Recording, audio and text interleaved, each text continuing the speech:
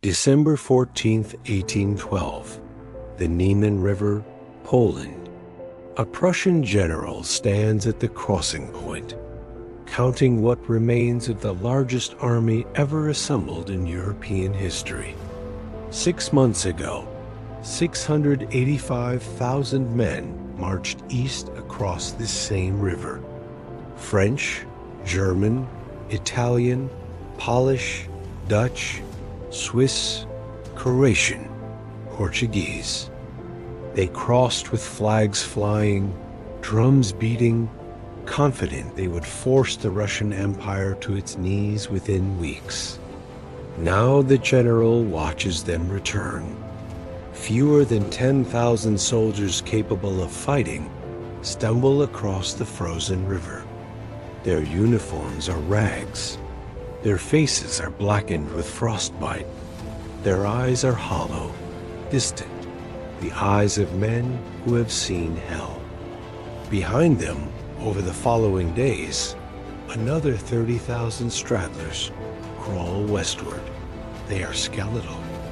Many are barefoot, feet wrapped in strips of cloth or simply frozen black.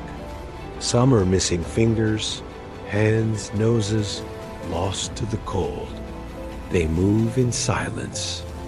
No drums, no songs, just the crunch of snow and the rasping of breath.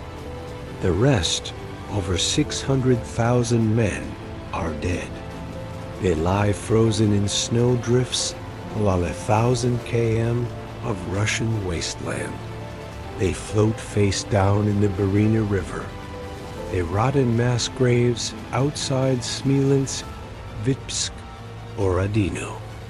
They were killed by cold, by starvation, by disease, by Kozaclances, by Russian musketses, by their own desperation.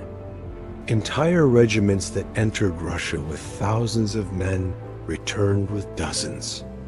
Some units ceased to exist entirely. This is the story of the greatest military disaster in history before the World Wars. This is the story of Napoleon's 1812 invasion of Russia and how an empire's ambition was shattered against the vastness of the Russian winter. But here's what most people don't know. It wasn't just the winter that destroyed the Grande Armée. The catastrophe was already unfolding in the summer heat, months before the first snowfall. The decisions that doomed 600,000 men were made in palaces and on battlefields driven by pride, miscalculation, and a fatal underestimation of an enemy's will. Before we begin, I need to ask something. If this story reaches you, it's because people like you chose to engage with history that matters. A like or a comment helps this reach more people who need to understand what happened here and why it still matters. The 600,000 men who never came home deserve to be remembered. And more than that, they deserve to be understood. Now, to understand how it ended in frozen horror, we must go back to where it began. At the height of Napoleon's power, when the world seemed to bend to his will, the French Empire controls the continent. From the Atlantic coast to the Russian border, from Hamburg to Rome, from the Netherlands to Naples, 70 million people live under Napoleon Bonaparte's direct or indirect rule. It is the largest European empire since Charlemagne, and it was built in barely 15 years by a man born into minor Corsican nobility. Napoleon's rise defies probability. General at 24, first consul at 30, emperor at 35, placing the crown on his own head in Notre-Dame Cathedral, while Pope Pius II watched in silence. The symbolism was deliberate. Napoleon bowed to no one, not even God's representative on earth. His military record justifies the arrogance. At Austerlitz in 1805, he crushed the combined armies of Austria and Russia so thoroughly that the Austrian emperor sued for peace within days. At Jena Auschwitz in 1806, he annihilated the Prussian military machine in a single afternoon. The same Prussian army that had terrified Europe under Frederick the Great. At Wagram in 1809, he defeated Austria again, forcing them into alliance through marriage to Archduchess Marie-Louise. Coalition after coalition formed against him. Coalition after coalition shattered. By 1811, there are no major continental powers willing to challenge France on the battlefield, except one. But the relationship with Russia is complicated, built on an alliance that both emperors knew was temporary.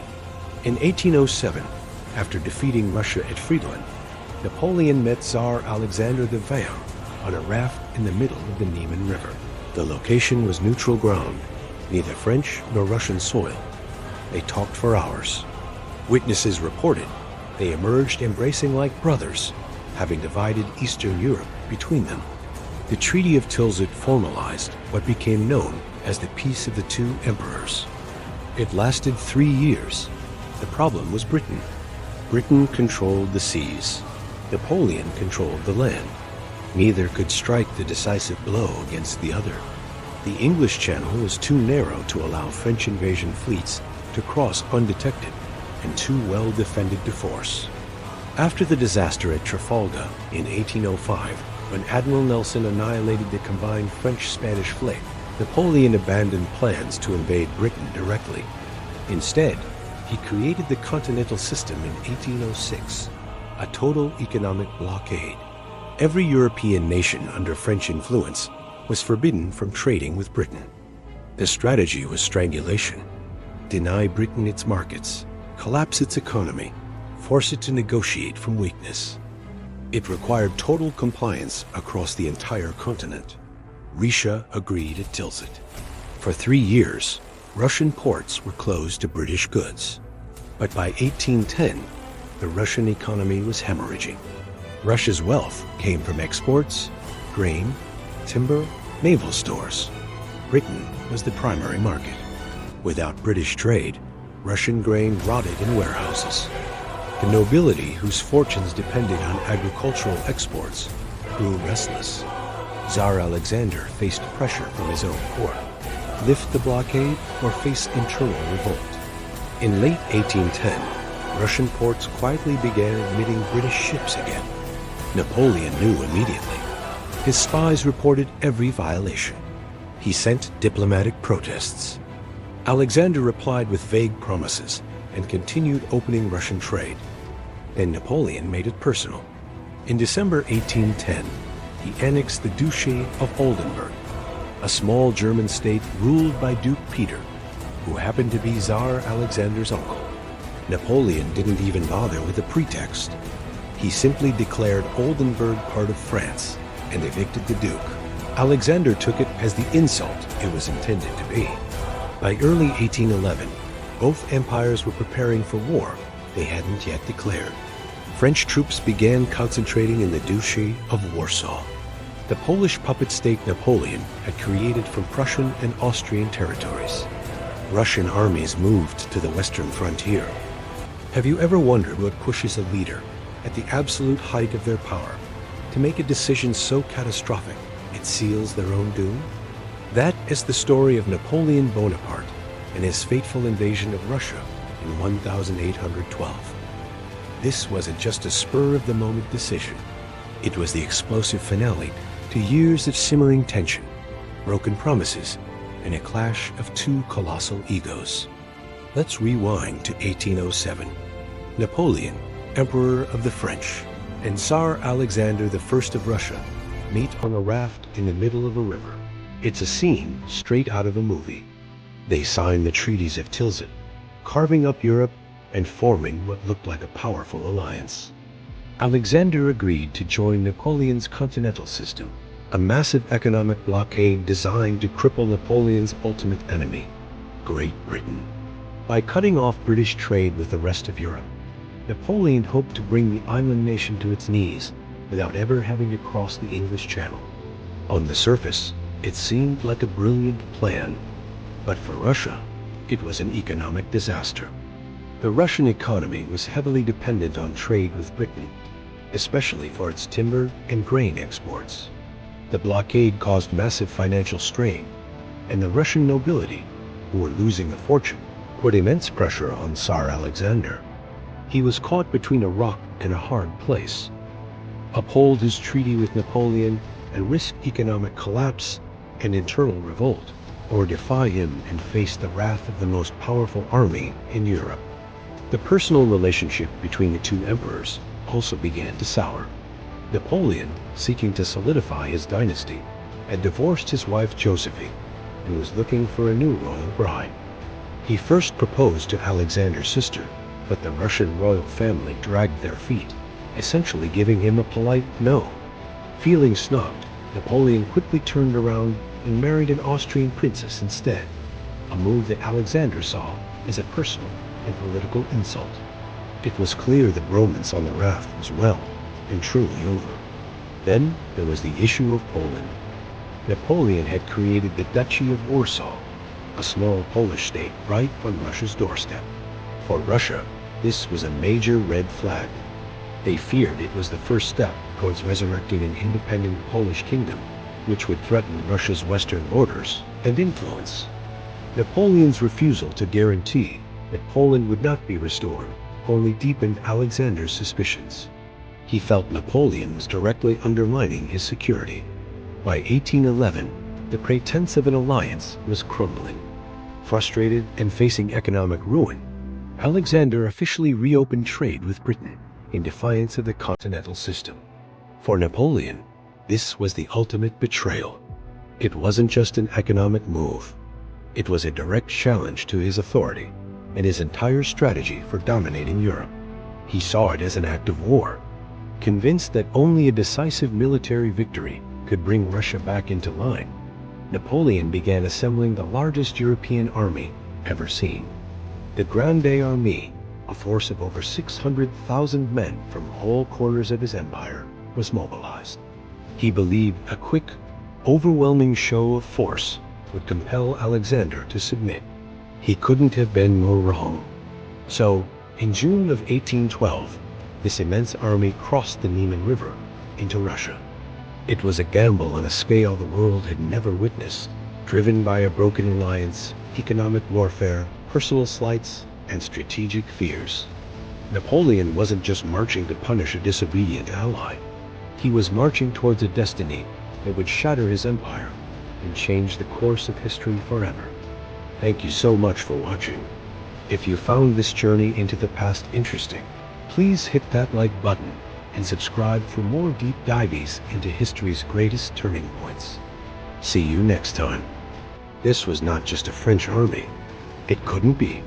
France alone couldn't field the numbers Napoleon demanded. From the Kingdom of Italy came 27,000 troops. From the Confederation of the Rhine, the collection of German states under French protection, came nearly 120,000 Bavarians, Saxons, Westphalians, and troops from smaller principalities. From the Duchy of Warsaw came 95,000 Poles fighting for the promise of a restored Polish nation. From Austria, technically an ally through Napoleon's marriage, came 30,000 men commanded by Prince Schwarzenberg, though their commitment was questionable. From Prussia, defeated and humiliated in 1806, came 20,000 men forced into alliance against their will. Even smaller contributions arrived: Dutch, Swiss, Croatian, Portuguese, Spanish. By June 1812, the force assembled along the Niemen River exceeded 685,000 men. To put that in context, this was larger than the entire population of most European cities. It was more men than had fought in any single campaign in European history. The logistics alone were staggering. Napoleon spent months planning the supply system. Massive depots were established in East Prussia and Poland. Danzig, Königsberg, and Warsaw became gigantic warehouses packed with grain, ammunition, medical supplies, and fodder. Some 250,000 horses were assembled, both for cavalry and to pull the wagon trains. Portable ovens were constructed to bake bread on the march. Engineers prepared pontoon bridges to cross rivers. Mobile hospitals were organized. The preparation was meticulous. Napoleon had always excelled at logistics. It was one of the keys to his success, moving armies faster and keeping them supplied better than his opponents could manage.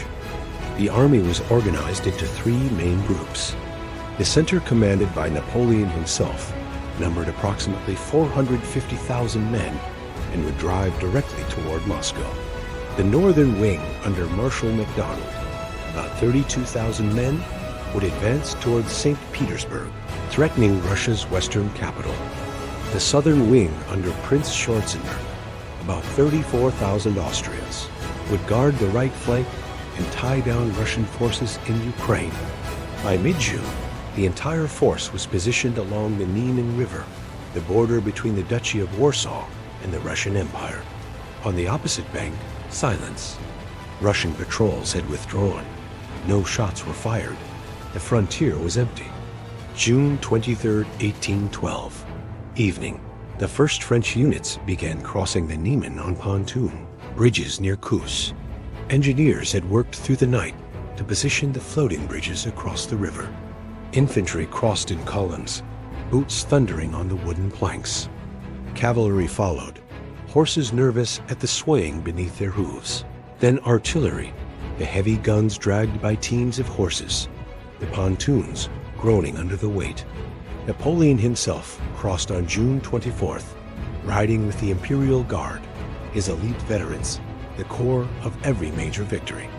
Witnesses recorded that the crossing took 4 full days at all designated points.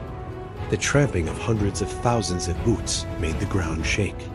Dust clouds rose so thick they darkened the sky. Local Lithuanians watched from a distance and terrified. Soldiers, the Second Polish War has begun. The first ended at Friedland and Tilsit. At Tilsit, Russia swore eternal alliance with France and war with England. She breaks her oath. Russia's fate is sealed. Soldiers cheered, thinking it'd end fast. Russia would offer battle.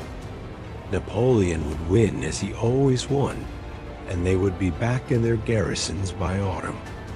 The march east started, but right away, we hit rough roads in Lithuania and Poland.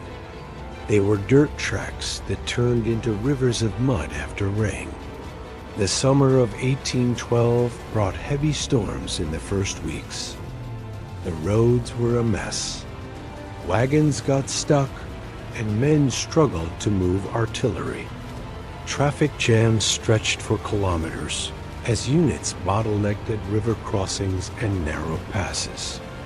The supply system so carefully planned began breaking down within days.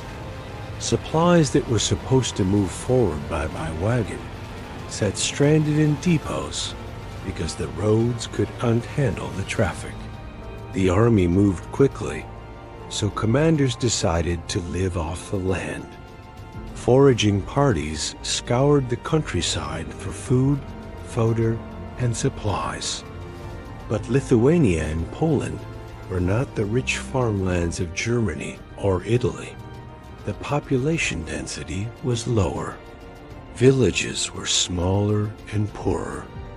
There simply wasn't enough food to sustain an army of 685,000 men and 250,000 horses passing through. Soldiers began going hungry. Not starving yet, but eating half rations then quarter rations. The horses had it worse. Horses require enormous amounts of fodder, around 20 pounds per day for a cavalry mount, more for draft horses pulling artillery in wagons. The countryside couldn't provide it. Horses began weakening, then collapsing. Within the first week, hundreds were dying daily. Within 2 weeks, thousands dead horses lined the roads. The army marched past rotting carcasses that bloated in the summer heat, attracting clouds of flies. Wagons abandoned, supplies stalled, soldiers starving. And then disease arrived. Typhus broke out first, spread by lice in the unwashed uniforms. In the cramped quarters where men slept, pressed together. Then dysentery from contaminated water sources. Soldiers drank from streams and rivers polluted by the hundreds of thousands of men and animals passing through. Within days of drinking, they developed violent diarrhea. Dehydration killed many. Weakness incapacitated more. By the end of June, less than a week into the campaign, the Grande Army's medical services were overwhelmed. Field hospitals filled with men too sick to march. Officers faced a grim choice: leave the sick behind to recover and likely be captured, or die, or slow the entire army's advance. Most were left behind. The pace of advance was brutal. Napoleon was pursuing the Russian armies, trying to force them into battle before they could escape deeper into Russia. Units marched 30, sometimes 40 kilometers per day in summer heat. Men collapsed from exhaustion and heat stroke. More were left by the roadside. Desertion began. First a trickle, then a steady stream. Men from the satellite states, Poles, Germans, Italians, saw their friends dying of disease and starvation before a single battle had been fought. Some slipped away at night. Picture this: June 1812, the largest European army ever assembled, over 600,000 men strong, stands at the edge of the Russian Empire. This is Napoleon Bonaparte's Grande Armée, a multinational force ready to bring the Tsar to his knees. Napoleon, the master of Europe, expected a swift, decisive victory. He'd done it before, time and time again. A quick campaign, a major battle, a dictated peace treaty, and home by autumn. But Russia wasn't like the rest of Europe. What unfolded would become one of the greatest military disasters in history. As the Grande Armée crossed the Niemen River into Russia, they didn't find a glorious battle waiting for them. Instead, they found nothing, just endless plains and retreating Russian forces. The Russian High Command was split. On one side, you had Michael Barclay de Tolly, the Minister of War. He knew a direct confrontation with Napoleon was suicide. His strategy? Retreat, stretch the French supply lines, and let the vast, harsh Russian landscape do the fighting for them. He ordered a scorched earth policy: burn villages, destroy crops, leave nothing for the invaders. On the other side was the fiery Prince Piotr Bagration. He was furious. To him, Barclay's strategy was cowardly, a national disgrace. He demanded they stand and fight to defend every inch of Russian soil. The constant bickering between these two commanders created chaos, but ironically, their disunity worked in Russia's favor. Their armies kept falling back, avoiding Napoleon's traps and denying him the one thing he craved: a decisive, glorious battle to end the war. Napoleon was growing more and more frustrated. He was the master of the set-piece battle, a tactical genius who could crush any army that stood before him. But how do you defeat an enemy who refuses to fight?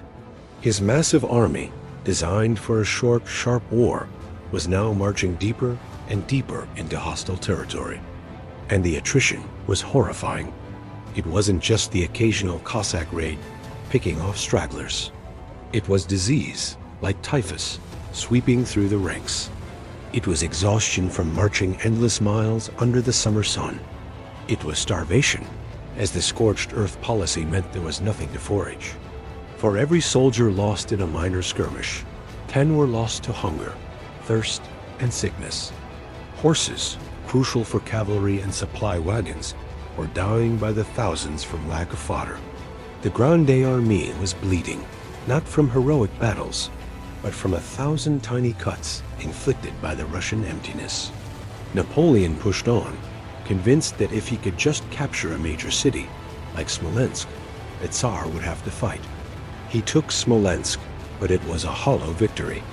The city was a smoldering ruin, abandoned by the Russian army, which had slipped away yet again. Napoleon had expected to find supplies and winter quarters. He found ashes. By this point, his army had already suffered catastrophic losses, well over 100,000 men, without fighting a single major engagement. He was now hundreds of miles from his nearest supply base. His lines were stretched to the breaking point, and the dreaded Russian winter was just around the corner. The myth of Napoleon's invincibility was beginning to crack. He had gambled everything on a quick victory, and the endless Russian plains were swallowing his army whole. He was winning every skirmish, but losing the war. He had to keep moving forward, chasing that elusive, decisive battle, hoping to capture Moscow and force the Tsar's surrender. But the road to Moscow was paved with the bodies of his own men, and the real enemy, the Russian winter, hadn't even shown its face yet. This epic gamble was turning into a nightmare, and the worst was yet to come. Napoleon stood amidst the smoking ruins of Smolensk and declared a great victory. But behind the scenes, a grim reality was setting in. The Russian armies, now finally united, had slipped through his grasp once again. They were retreating, luring him ever deeper toward Moscow. The battle for the city had been costly. Around 10,000 French soldiers had fallen. Russian casualties were even higher, at 14,000. And the city itself? It was nothing but ash. No supplies, no shelter, nothing to sustain the Grande Armée. So Napoleon had no choice but to march on. The Grande Armée left the smoldering remains of Smolensk and continued its relentless push east. By early September, a shocking truth had emerged. Napoleon's main fighting force, which had once numbered 450,000 men when it crossed the Niemen River, was now down to just 160,000 effective troops. Think about that for a moment. In just 10 weeks, nearly 2/3 of his army had been consumed, not by a single epic battle, but by a relentless combination of disease, starvation, desertion, and a series of smaller, draining skirmishes. He still hadn't fought the decisive battle he so desperately needed to end the war. His own officers, men who had followed him across Europe, were starting to have serious doubts. They were openly questioning the entire campaign. Marshal Murat, the flamboyant cavalry commander, sent a grim report. His horses were so weak they could barely manage a trot. Marshal Devout, one of Napoleon's most capable and trusted subordinates, warned that the army simply couldn't survive another month at this grueling pace. Even the famously aggressive Marshal Ney, known as the bravest of the brave, privately admitted that the situation was dire. But there, on the horizon, was a glimmer of hope. Moscow, the ancient capital, the very heart of Russia. Napoleon clung to the idea of Moscow like a lifeline. It held the promise of everything his army lacked: food, supplies, and shelter from the coming winter. More importantly, it held immense symbolic power. He was convinced that if he could just take Moscow, Tsar Alexander would be forced to the negotiating table. No ruler in history had ever allowed their capital to fall and then continued the fight. The loss of a capital always meant the end of the war, or so he believed. Then, on September 5th, a report came in that changed everything. French scouts spotted the Russian army. They had stopped retreating. Near a small village called Borodino, about 125 kilometers west of Moscow, they were digging in. They were preparing for a fight.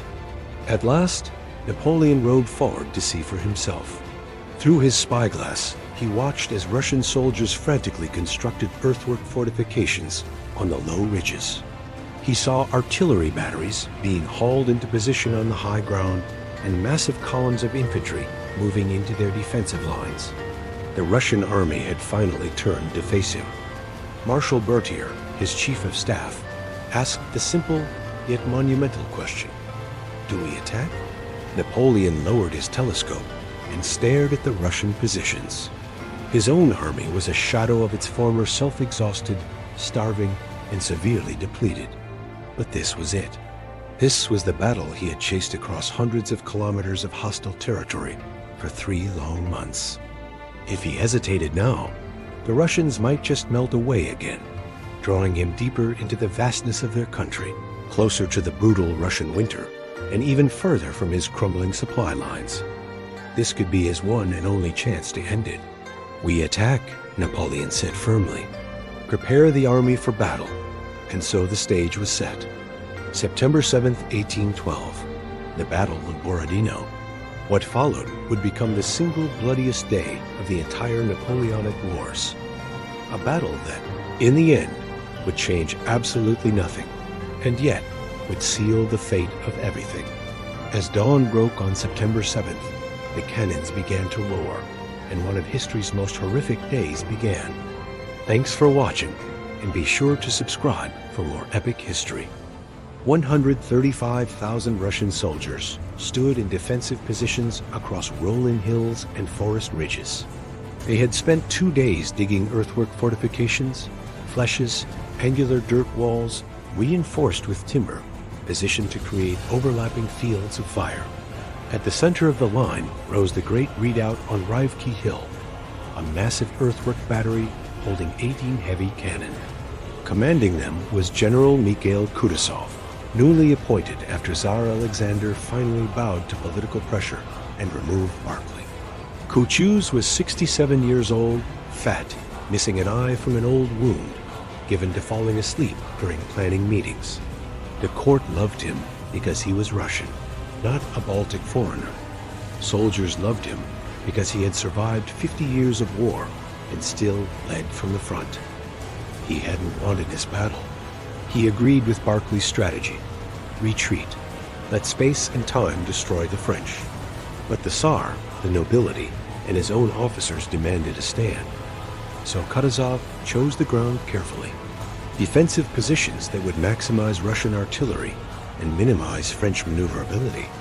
Opposite them were 130,000 French and Allied troops prepared to attack. They had 587 cannon. Napoleon had established his command post on a low hill with clear sight lines to the battlefield. At 6 a.m., he gave the order. The French guns opened fire. Over 500 cannons fired simultaneously. The sound was a physical force that shook the ground. Smoke erupted in massive clouds. Cannonballs screamed through the air and crashed into Russian positions, tearing through earthworks, and men with equal indifference. The Russian batteries answered.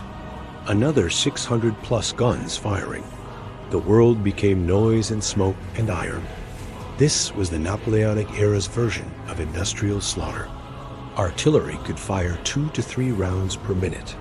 Solid-shot iron cannonballs could punch through multiple men in a row. At closer range, canister shot turned cannon into giant shotguns, spraying hundreds of metal balls that shredded entire formations. Explosive shells burst above or among infantry, scattering shrapnel. After an hour of bombardment, Napoleon sent in the infantry. French columns, masses of men in tight formation, advanced toward the Russian flèches on the left of the line. These were the fortifications held by Bagratión and his corps. The French were to take them, collapse the Russian left, and roll up the entire position. The columns marched forward through smoke, so thick they could barely see 20 meters ahead. Russian artillery switched to canister. The effect was immediate and horrific. Men in the front ranks were simply erased. Heads, torsos, limbs disappearing in sprays of blood. Those behind stepped over the bodies and kept marching. They reached the flèches and assaulted with bayonets. Russian defenders fired muskets point blank, then met the French with bayonets of their own. Men stabbed, clubbed, and strangled each other in the confined earthworks. The fighting was hand-to-hand, desperate, savage. The French took the flèches. Russian reserves countered it, attacked, and retook them. The French assaulted again. The flèches changed hands 3 times in 2 hours. Bodies piled so high inside the earthworks that men had to climb over corpses to fight. General Bachin, commanding the defense, was hit by shrapnel that tore into his leg. He refused to leave the field, rallying his men from horseback, even as blood soaked through his uniform. Finally, blood loss forced him to be carried away. He would die of the wound weeks later, but his men held. The flèches were eventually taken by the French, but at a cost that staggered even hardened veterans. Entire battalions were destroyed. Regimental commanders died leading charges. Colonels fell. Majors took command and died minutes later. Captains led companies until they too were killed. Marshal Ney, commanding one of the assaulting corps, had his horse shot out from under him.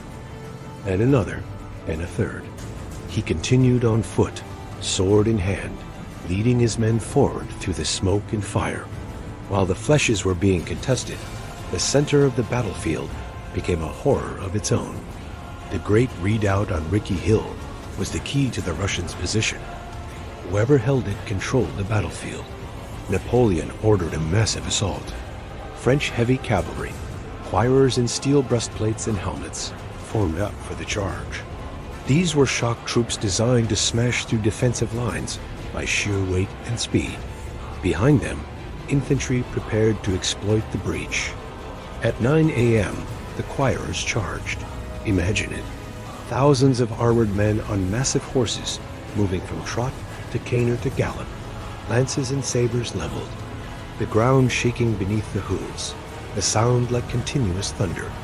The Russian artillery opened fire with canister at 200 meters. Horses and men went down in heaps, tumbling and screaming. The charge barely slowed. At 100 meters, Russian infantry fired masked musket volleys. More cavalrymen fell. The survivors crashed into the Russian lines. For a few minutes, the choirs broke through. They reached the great redoubt, sabering gunners and driving Russian infantry back. French infantry rushed forward to support. Then Russian reserves, Kazakh cavalry and line infantry counterattacked. The French were driven out. The redoubt remained in Russian hands. Napoleon's subordinate, General Colonor, his master of horse and a personal friend, led another cavalry charge at the great redoubt. An hour later, he reached the earthworks, fighting hand with Russian soldiers. A bayonet took him in the chest. He died instantly. Napoleon received the news without visible reaction. He called for another assault. By noon, the great redoubt had been assaulted 4 times. French casualties were mounting catastrophically, but so were Russian losses. Both sides were feeding men into the grinder, neither willing to yield.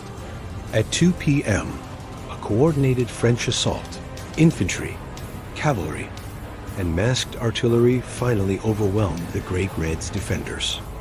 French troops seized the position and turned the Russian guns around, firing into the Russian rear. The Russian center buckled. For a moment, it looked like the entire line might collapse. Cutout, watching from his command post, committed his last reserves.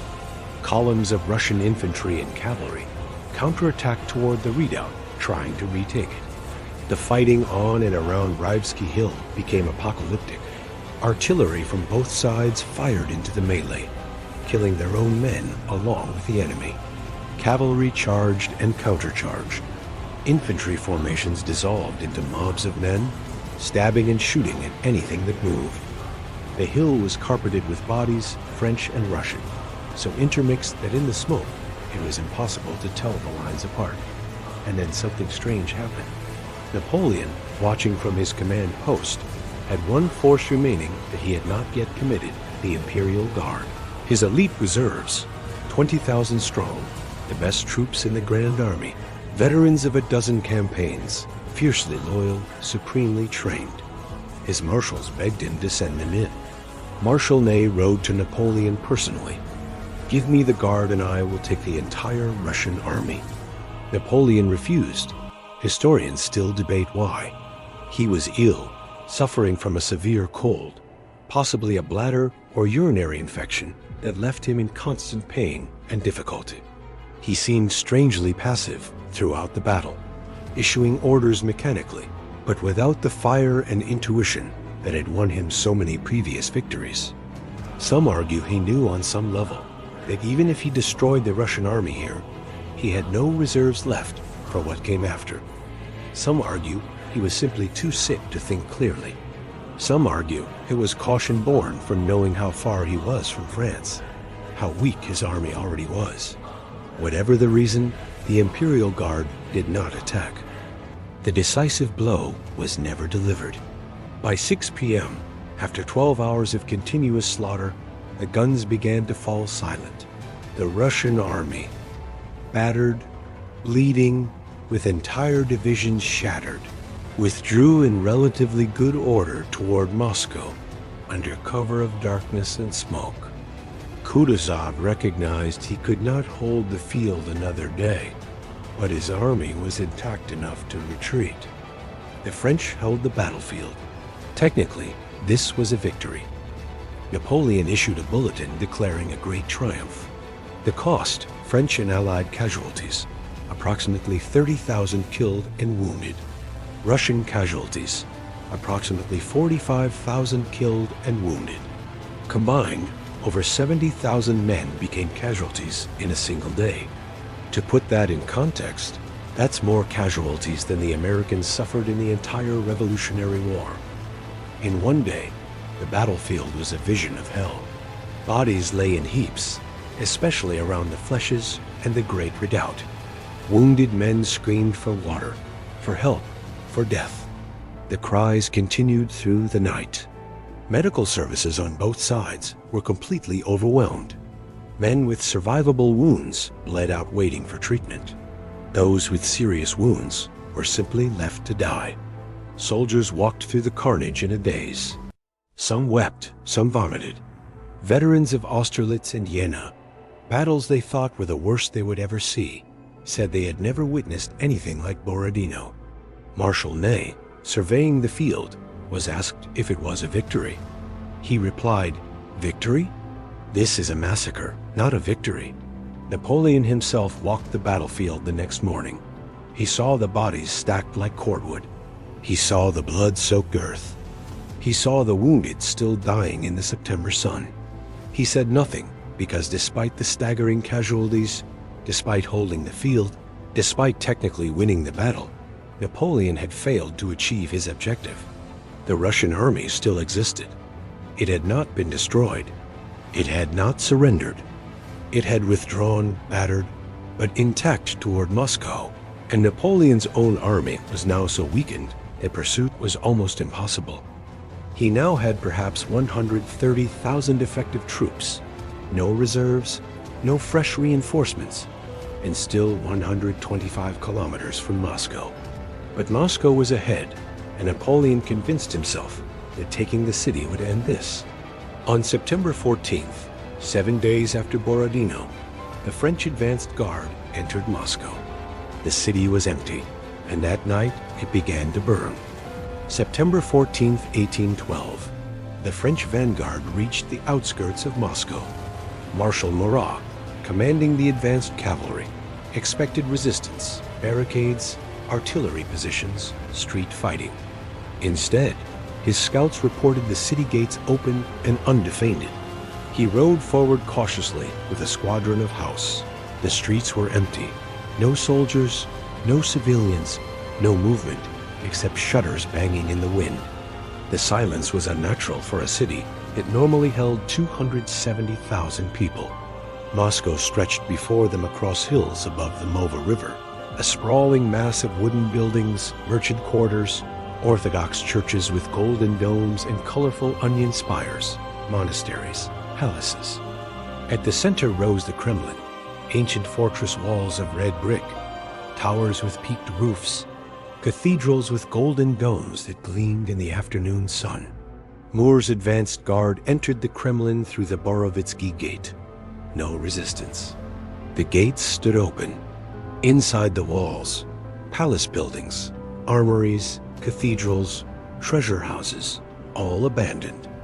Napoleon arrived hours later with the main body. He established headquarters in the Kremlin, taking the Tsar's own apartments. He sat at Alexander's desk, slept in Alexander's bed. The symbolism was deliberate. The conqueror occupying the seat of Russian power, he waited for a delegation in every other European capital he had entered. Vienna, Berlin, Madrid. Civic officials or nobles had come to offer surrender and negotiate terms. It was how these things worked. The army was defeated, the capital occupied. The government sued for peace. Napoleon waited through the afternoon. No one came. He waited through the evening. The city remained silent. His marshals began reporting what they found.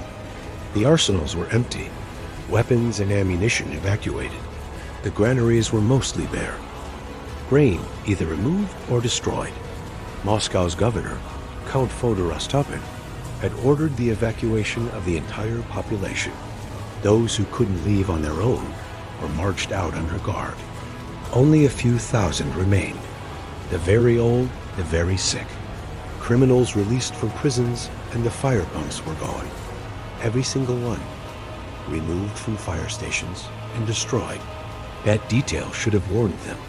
That night, fires began. First report came at midnight. Blazes in the merchant quarters south of the Kremlin. Small at first. Officers sent patrols to investigate. By the time they arrived, entire blocks were burning. Then fires erupted in the northern districts, then the west, then everywhere at once. French soldiers tried to fight the flames, forming bucket brigades from the river, but without fire pumps, it was useless, and the fires kept multiplying faster than they could be contained.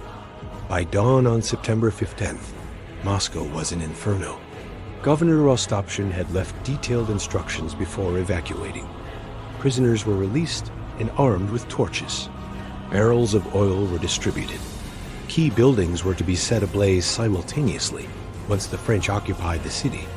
Moscow, built largely of wood, would burn like kindling. The calculation was brutal. Better to destroy Russia's ancient capital and let it sustain the French army through winter. The fires burned for 3 days. Winds whipped the flames into firestorms that jumped from district to district. Entire neighborhoods ignited in minutes. Wooden churches burned, their golden domes melting in the heat. Merchant warehouses full of goods, fabric, furniture, oil, spirits exploded. The heat was so intense that iron gates glowed red. French soldiers, instead of resting after Borodino, fought for their lives against walls of flame. Some units were trapped in burning districts and had to abandon their positions, running through streets where buildings collapsed around them. Lutters ransacking abandoned homes were caught by the fires and burned alive. Horses panicked and stampeded. Wagons full of wounded caught fire. Napoleon watched from the Kremlin. Ash fell like black snow. The sky turned orange, then red, then black with smoke. The roar of the flames was continuous, punctuated by explosions as buildings collapsed or powder stores ignited. On September 16th, flames reached the edge of the Kremlin itself. Napoleon was forced to evacuate temporarily to a palace outside the walls. He stood and watched Moscow burn, his face expressionless. When the fires finally exhausted themselves on September 18th, 3 ardors of the city was gone. What remained was a landscape of ash and charred timbers. Blackened church walls stood like broken teeth. Smoke still rose from embers. The smell of burning wood and burned flesh hung in the air. Ever wondered what could bring the mighty Napoleon Bonaparte, the master of Europe, to his knees? It wasn't a single epic battle, but a long, brutal retreat from a city of ashes, Moscow. Let's rewind to 1812.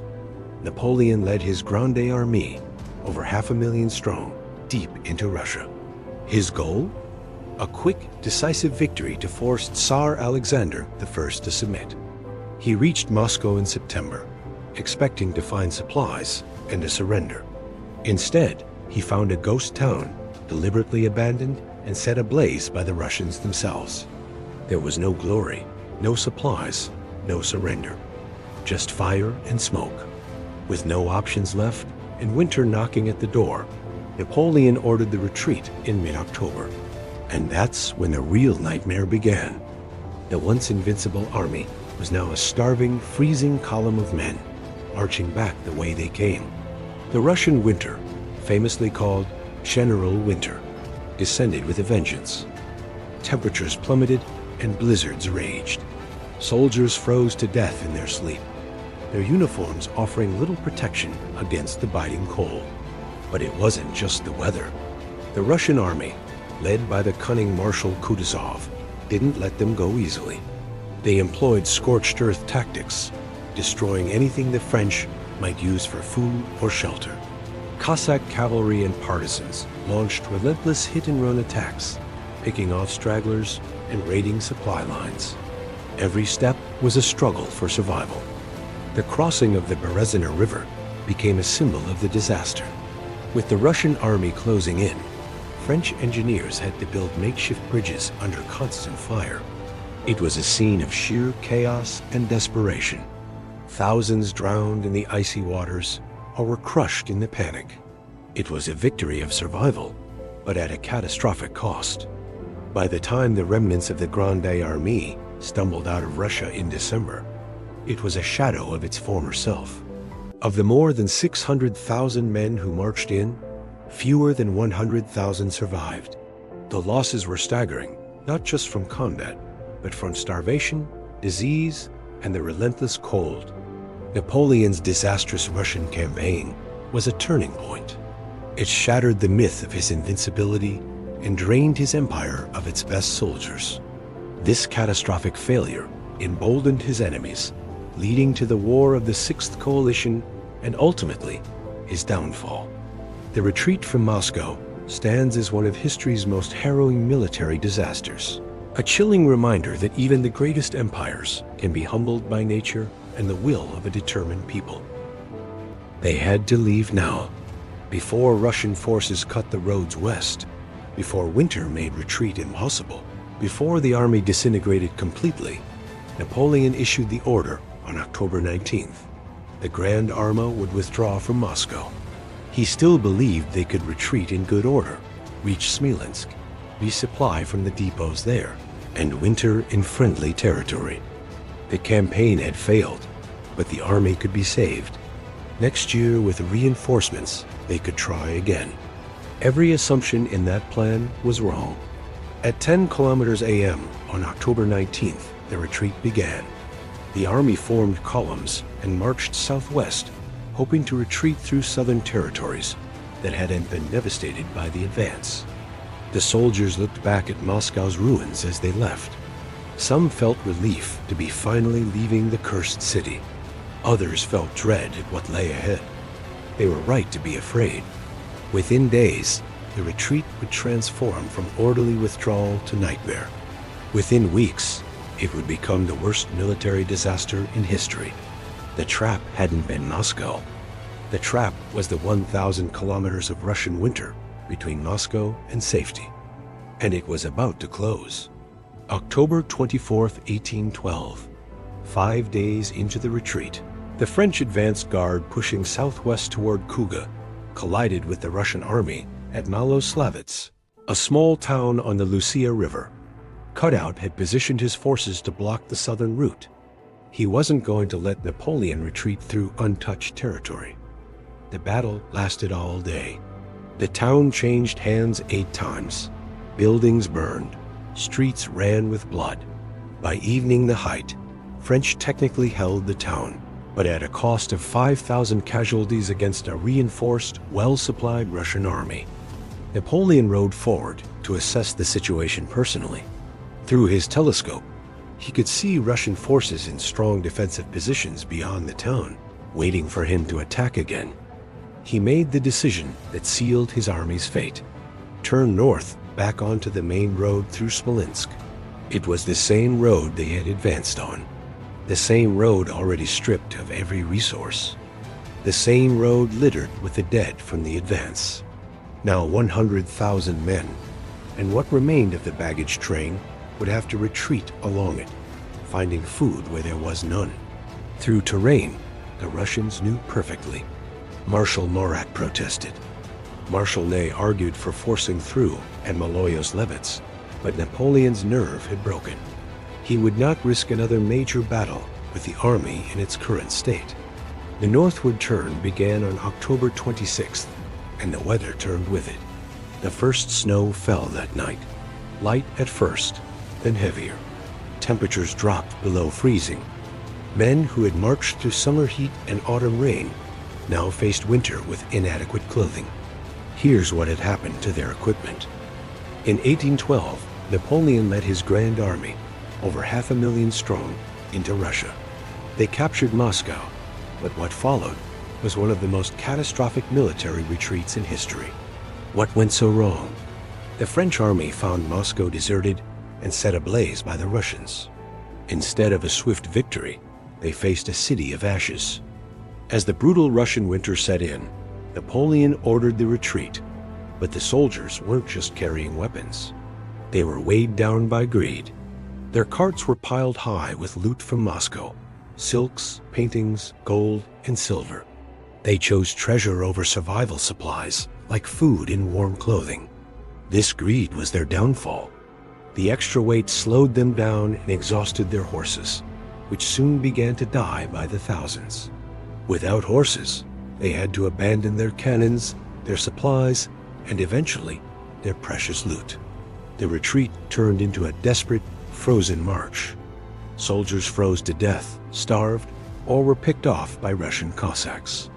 Of the more than 500,000 soldiers who marched into Russia, fewer than 30,000 made it out.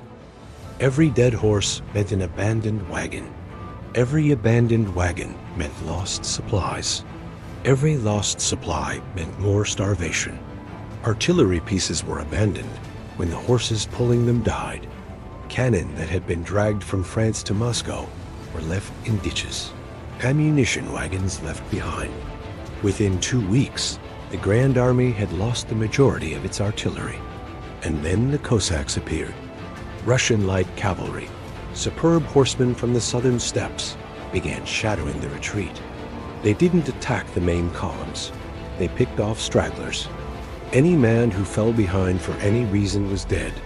The Cossacks would ride down on isolated soldiers, spear them with lances, strip the bodies, and vanish.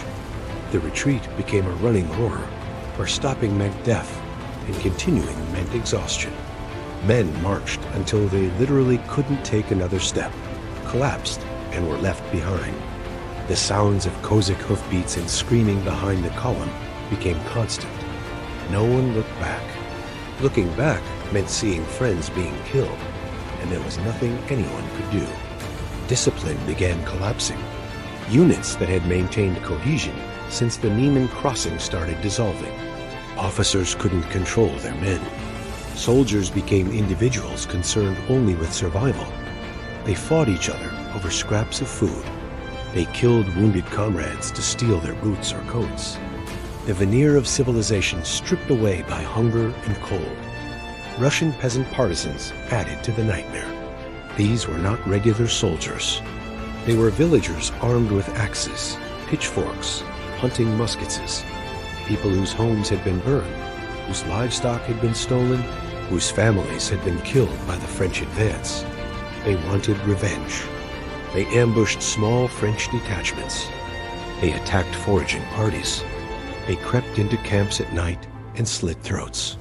They captured soldiers and beat them to death, or burned them alive, or buried them in snow.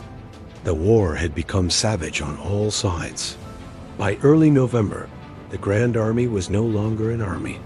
It was a mob of starving, freezing men stumbling westward, preyed upon from all sides. The temperature kept dropping 10 dicks at 20-30 dicks at night. Men's breath froze into ice on their beards and uniforms. Eyelids froze shut. Fingers were too numb to hold weapons, so muskets were simply discarded. Men urinated blood from kidney failure caused by extreme cold.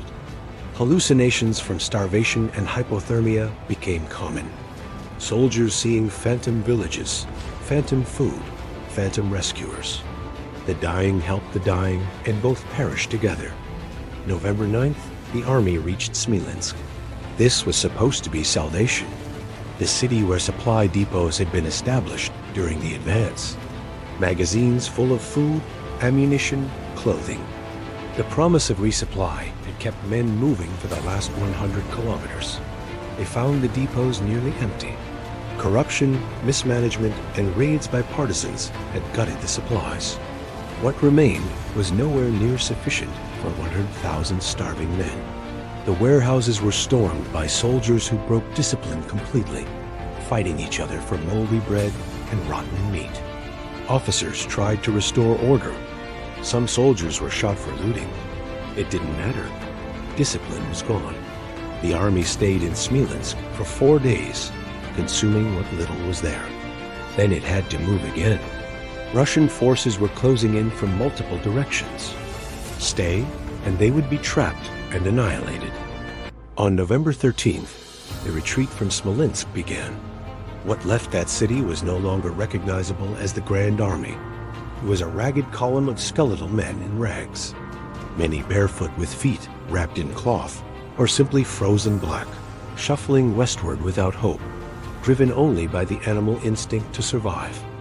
Marshal Ney commanded the rear guard, the last units covering the retreat, holding off pursuing Russian forces. His corps had entered Russia with 40,000 men. History is filled with tales of courage, but few can match the sheer grit and determination of one man against impossible odds. This is the story of Marshal Michel Ney, the bravest of the brave, and his legendary stand during Napoleon's catastrophic retreat from Russia in 1812. As the once mighty Grande Armée disintegrated in the brutal Russian winter, one corps was left behind, cut off and presumed lost. This was Marshal Ney's the Third Corps, acting as the rear guard. They were separated from the main army by a sea of Cossacks and the entire Russian army under General Miloradovich. The Russians sent an envoy demanding surrender. Ney's response was simple and defiant. A Marshal of France never surrenders. With just a few thousand exhausted, starving men, Ney faced an enemy force of over 80,000. What followed was an act of audacious brilliance.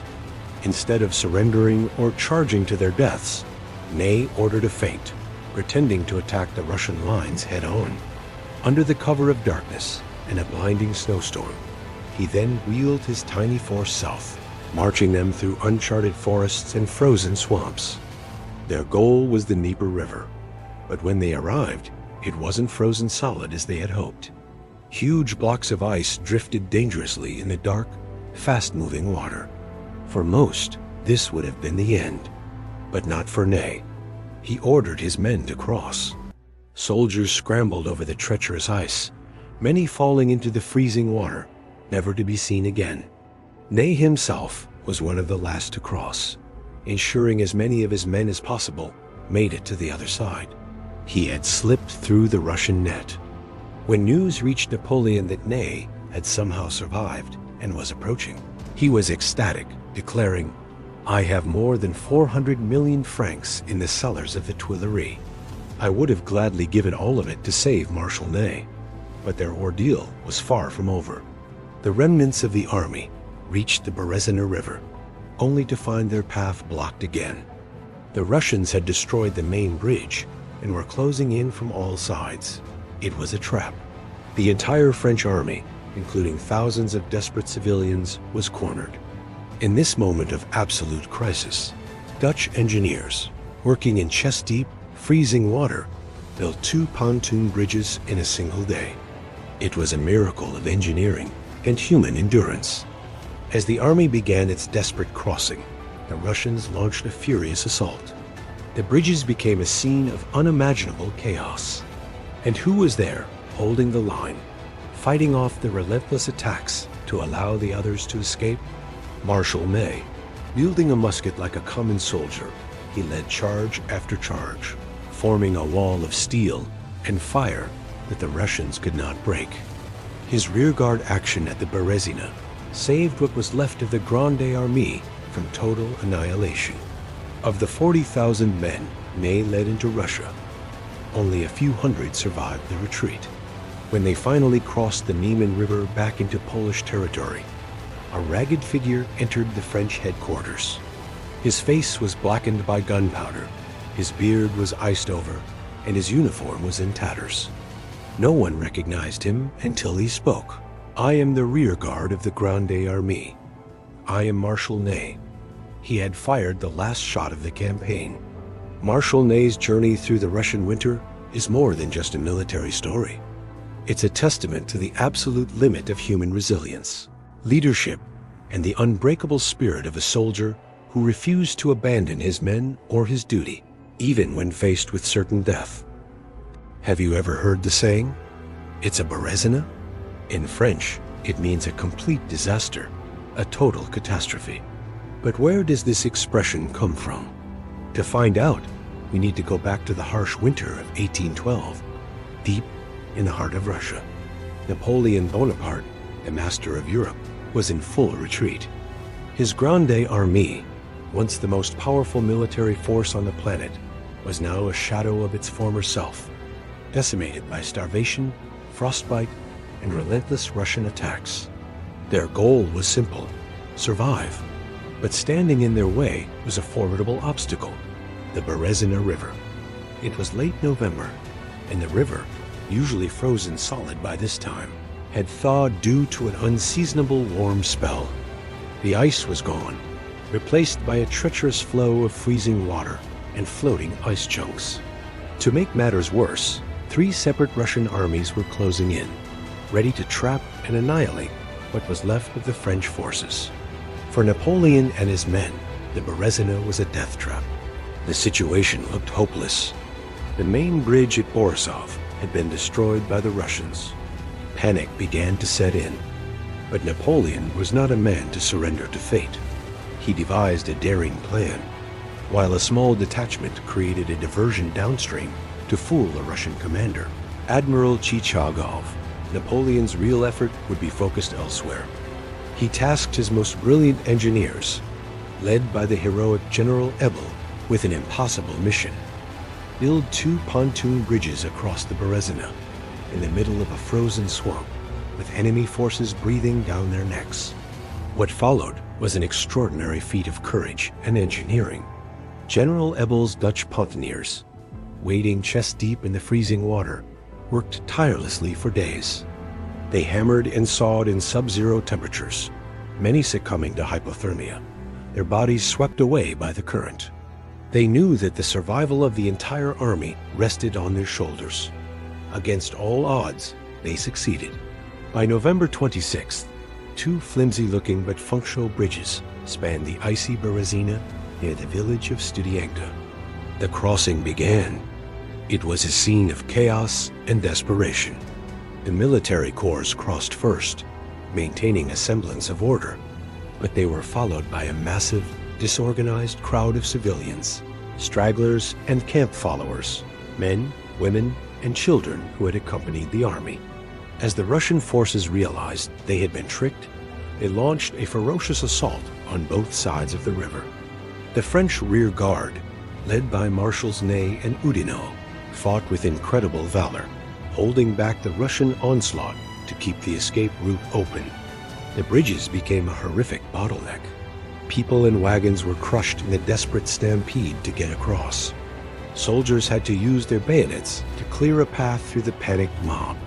The Russian artillery began to zero in on the bridges, and each cannonball that landed caused unimaginable carnage, splintering the wooden planks and sending hundreds of souls plunging into the icy water below. The screams of the dying and the wounded filled the air, a symphony of horror that would haunt the survivors for the rest of their lives.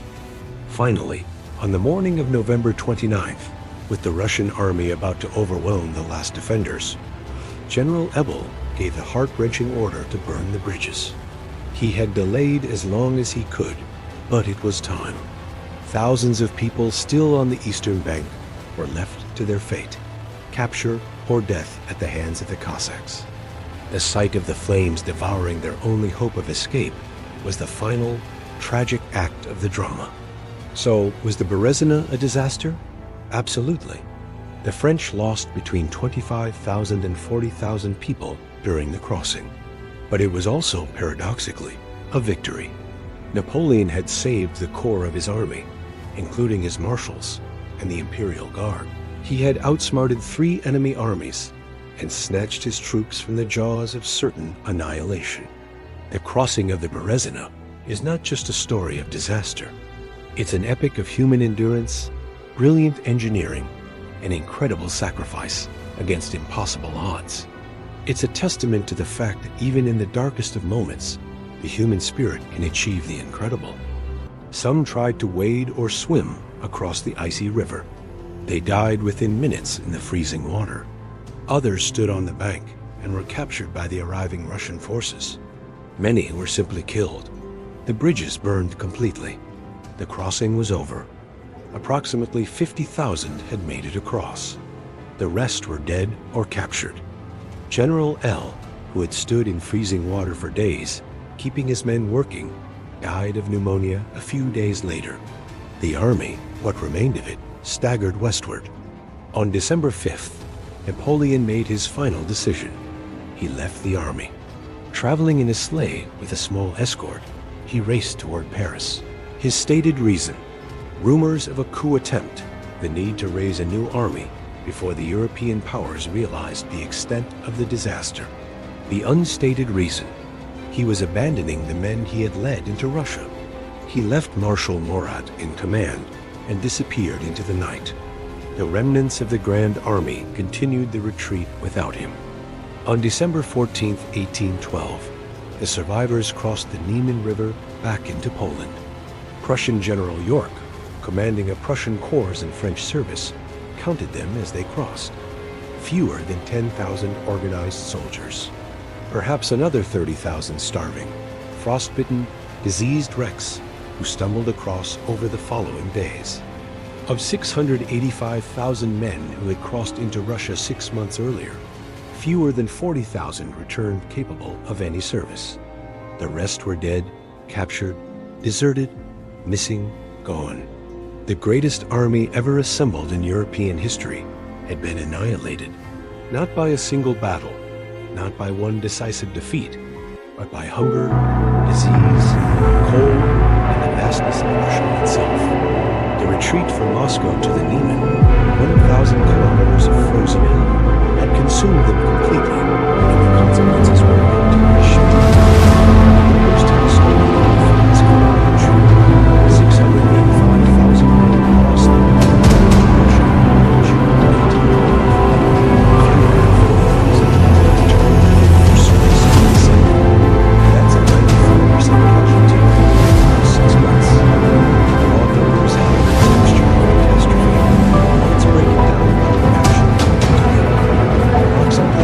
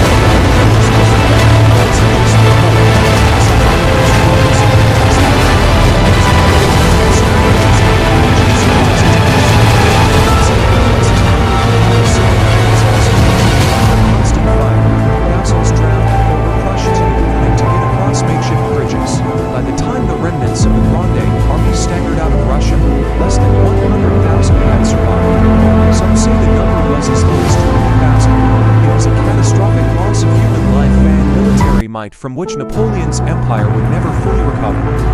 A chilling reminder that even the greatest military minds can be defeated by nature and sheer determination. What do you think was Napoleon's this mistake? Let me know in the comments. France remained strong. That was the message of Napoleon's Paris. Napoleon was trying, of course. Within weeks, he began issuing construction orders. The dragon age to 16. He called up the class of 1814. He even removed elements from his charge of British troops as United States. In the spring of 1814, just 4 months after Russia was exploded, it was an astonishing achievement.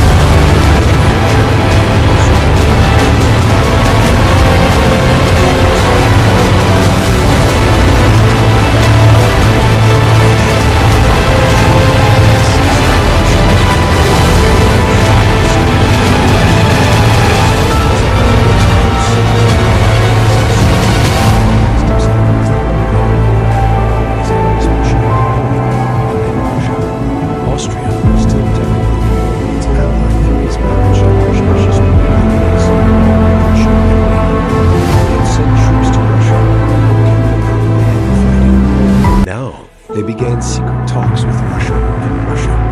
Sweden joined the coalition next, led by Crown Prince Bernadotte, Napoleon's own former marshals, eager to settle old scores.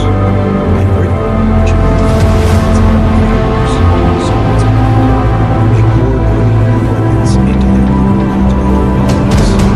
By March 1813, Napoleon had started Russia, Sweden, Austria, Stalingrad, Napoleon still had their this.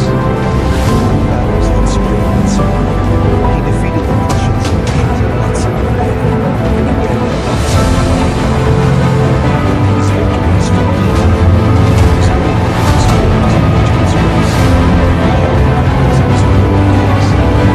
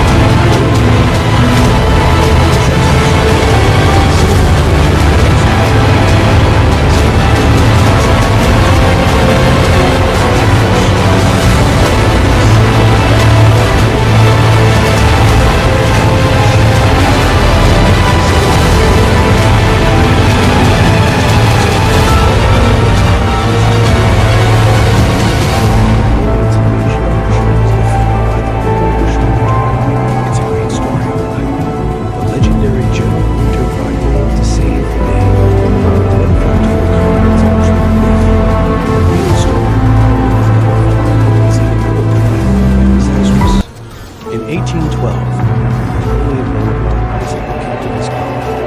He controlled most of Europe, but one major rival remained defiant: Russia. So, he assembled the Grande Armée, the largest European army ever seen, over 600,000 men across the continent. His goal was simple: Russian rescue, first the decisive battle, the Sardines and the understood his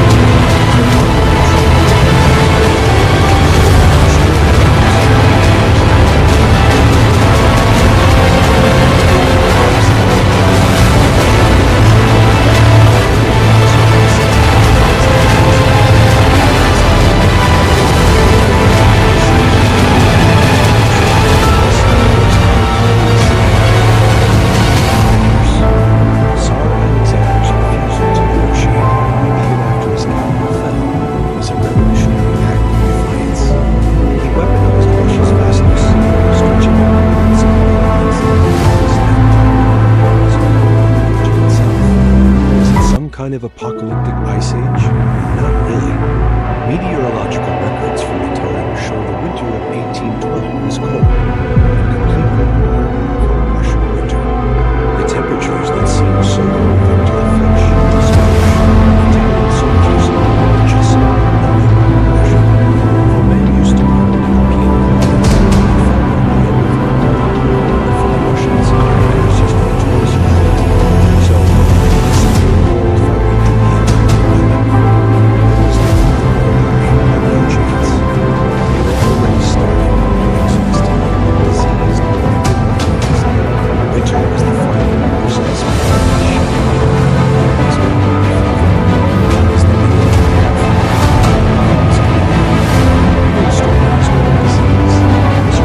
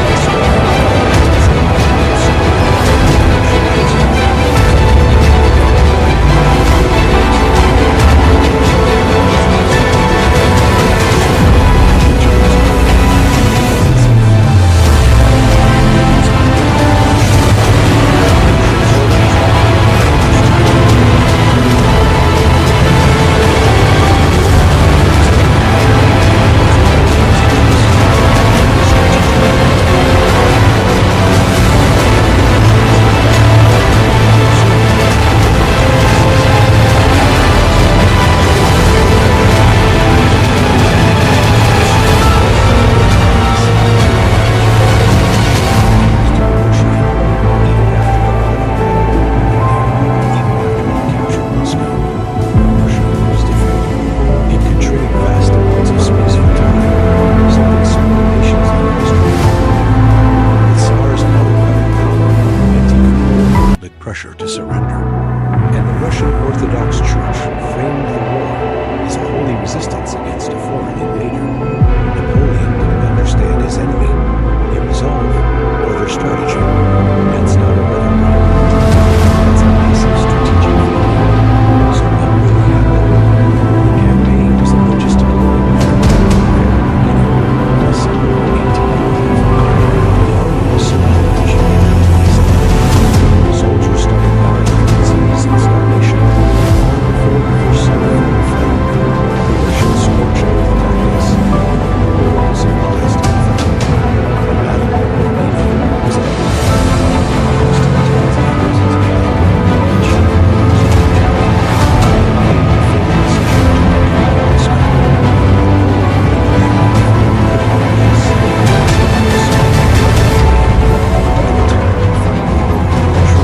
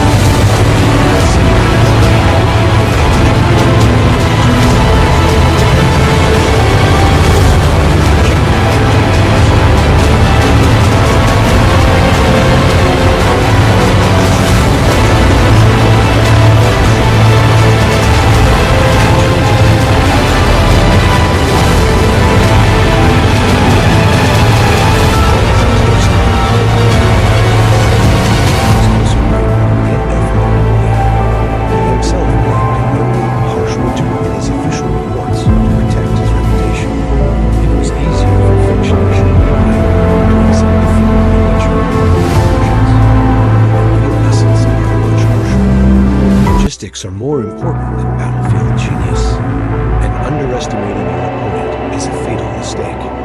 The 1812 campaign failed because Napoleon invaded with an army he couldn't feed, chased an enemy who wouldn't fight with his troops, and informed us that the night 600,000 men marched into Russia.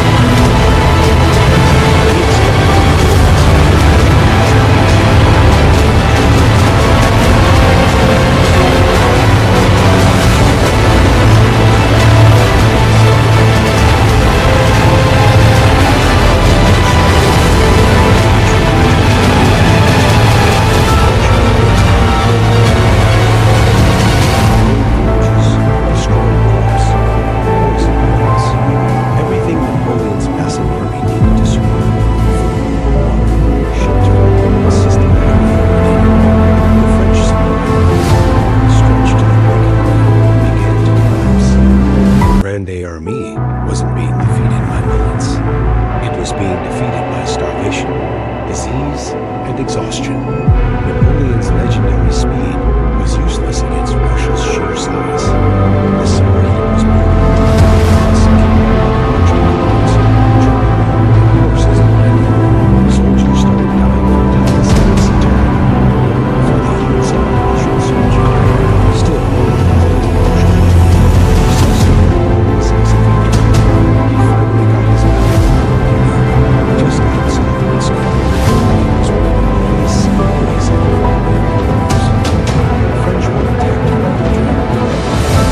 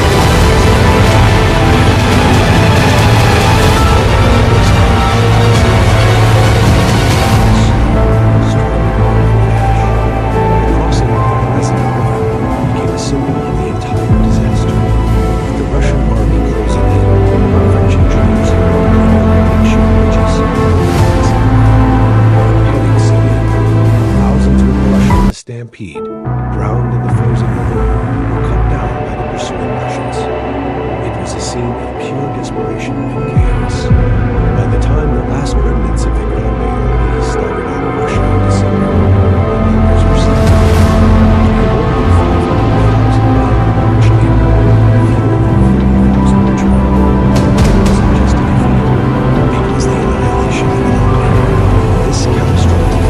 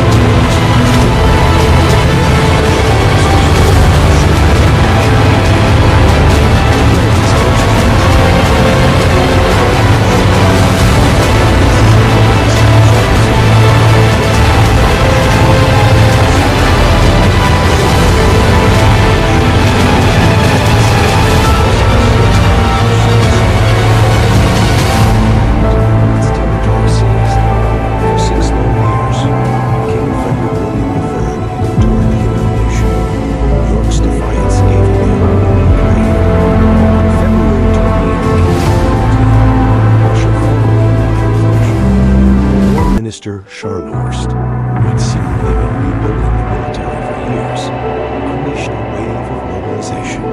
Volunteers flooded recruiting centers. The wars of liberation had begun. In Vienna, the cunning Austrian chancellor pushed and waited. Austria was still technically belonging to France, thanks to the Netherlands, which took the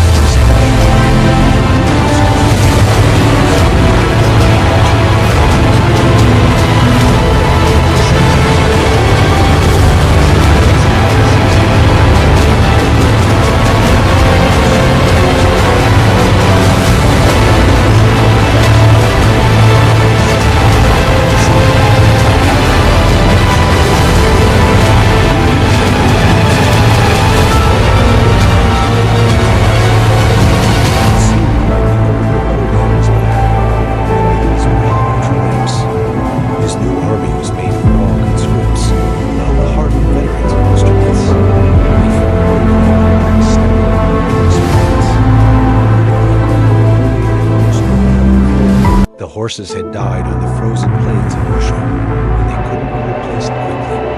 Without cavalry, he couldn't conduct